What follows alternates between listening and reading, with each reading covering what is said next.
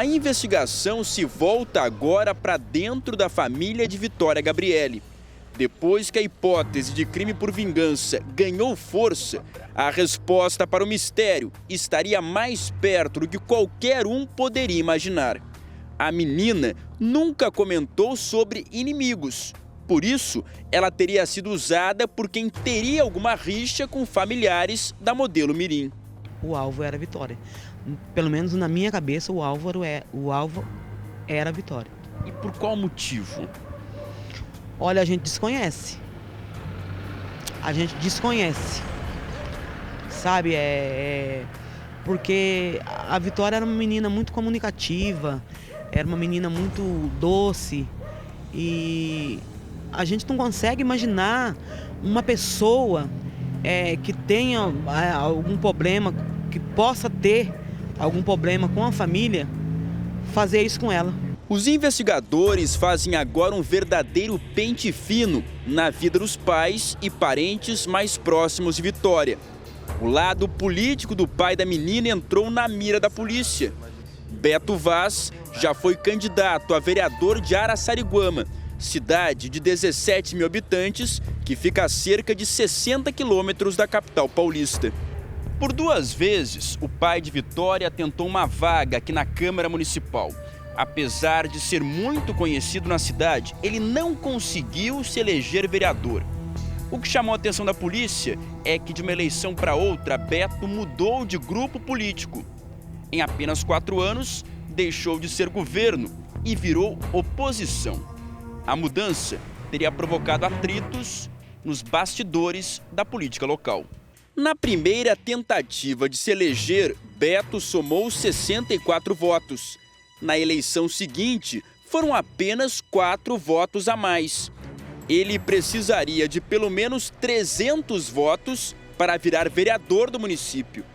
Beto admite que de uma eleição para outra mudou de lado na política. Eu fui candidato muito jovem, numa primeira vez, né, num determinado grupo político, numa segunda vez fazendo parte de um outro grupo político. Atuei 2 vezes, né, dentro das candidaturas e não houve grandes denúncias, não houve grandes perseguições, não houve, da nossa parte, não tem tido também nenhum tipo de alentamento relacionado a isso. Então a gente tem tido uma vida até certo ponto neutra dentro da política municipal, sem nenhum tipo de atuação. Então isso descarta qualquer possibilidade. Mas teve atrito na eleição? Jogos normais, né?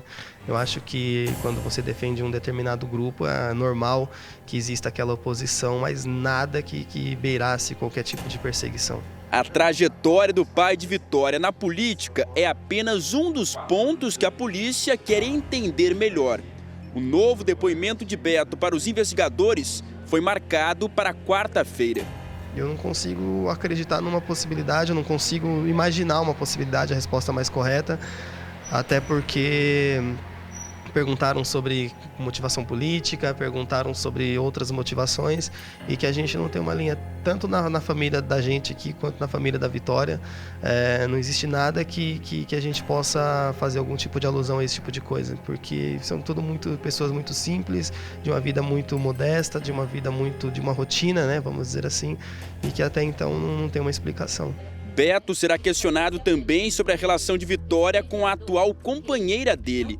A madrasta e a mãe da menina já trocaram acusações no passado que foram parar na polícia, como provam os boletins de ocorrência registrados nos anos de 2012 e 2014. A mãe, Dona Rosana, também será chamada para novo depoimento à polícia. Sim, tô falando da madrasta dela, né? As coisas que foram levantadas contra ela é coisas do passado mesmo. Ela é uma excelente pessoa, acredito que ela jamais teria feito alguma coisa assim com a minha filha. A madrasta de Vitória disse que está sendo ameaçada depois que o atrito do passado veio à tona. Eu tenho recebido diversas mensagens de apoio assim, dos meus familiares, minhas amigas, o pessoal que convive comigo, desde o início, né, desde a sexta-feira em que a Vitória sumiu. Mas só que tem milhares, né, digamos o dobro contra mim, me acusando, foi o que eu me senti acusada.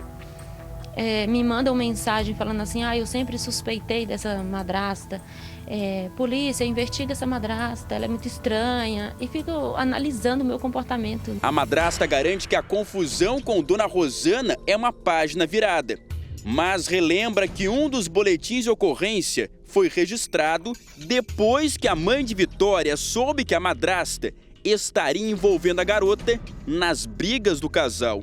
E aí nós dois discutindo, e chegou um ponto que entrou os filhos na história, né?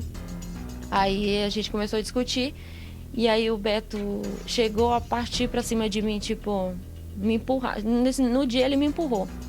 E aí quando eu levantei, né, que ele me empurrou, que eu levantei, as primeiras pessoas que estavam na minha frente era ela. Era ela e o Marcos, né, brincando no quintal, que é o irmão dela.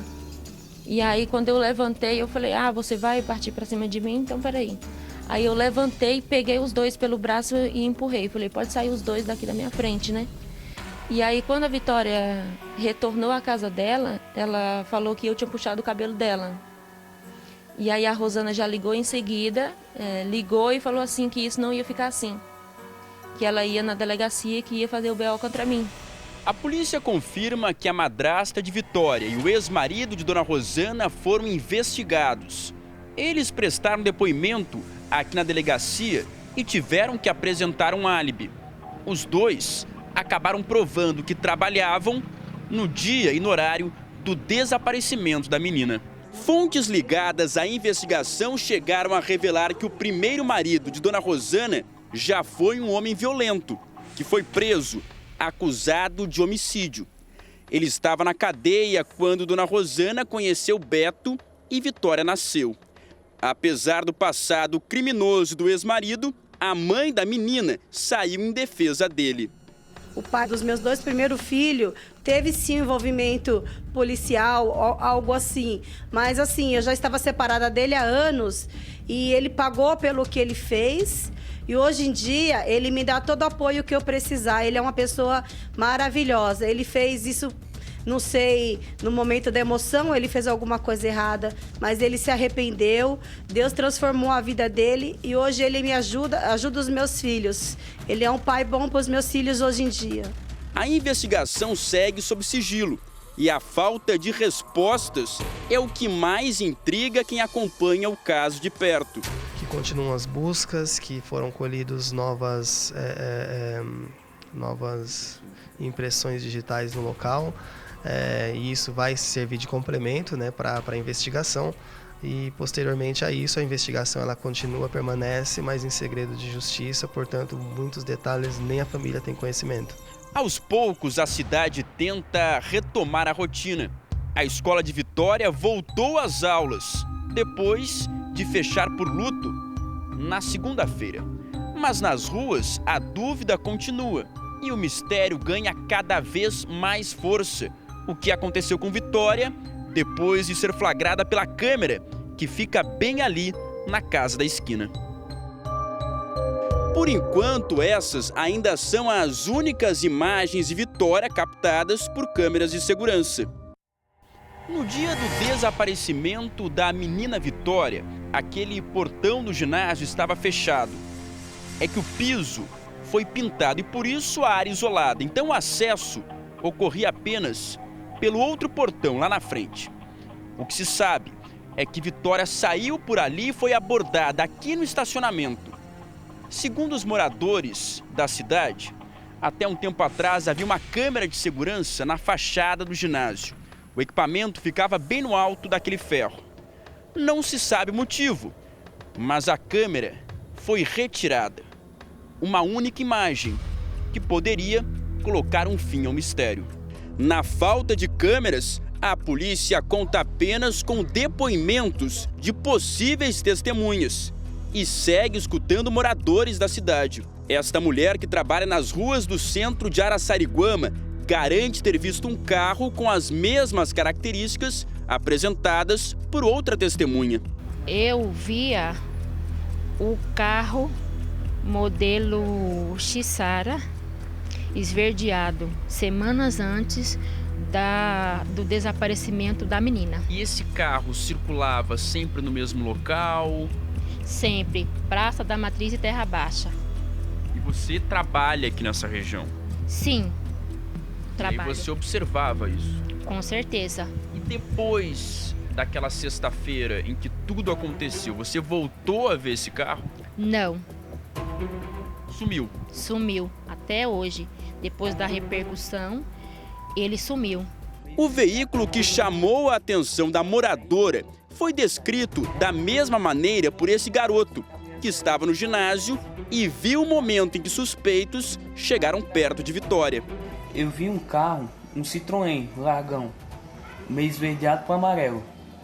Só que daí saiu uma mulher e tinha um homem no volante. Só que a mulher saiu com maior pressa, quase berrando em mim. Estava indo na direção da menina, que a menina parou no estacionamento. Esse suposto carro até hoje não foi localizado. Nos veículos que foram apreendidos e analisados, os peritos não encontraram qualquer sinal de que a menina andou no carro. Policiais analisam agora todas as gravações de câmeras de segurança dos 3 caminhos possíveis entre o ginásio e o local onde o corpo foi encontrado. A delegada acredita que são centenas de horas de gravação. Olha, os policiais do DHPP chegam nesse momento aqui a Araçariguama. Na viatura a gente percebe aqui que é da divisão de homicídios. Os policiais chegando. Tem uma novidade já? Vão entrar no caso agora. O policial se aproxima aqui da delegacia. Lembrando que ontem o advogado da família foi até o DHPP e pediu que a divisão entrasse no caso. E por isso, os policiais já estão aqui na delegacia de Araçariguama. O material genético de suspeitos será comparado ao recolhido nos Patins de Vitória e no Matagal, onde o mistério do desaparecimento chegou ao fim.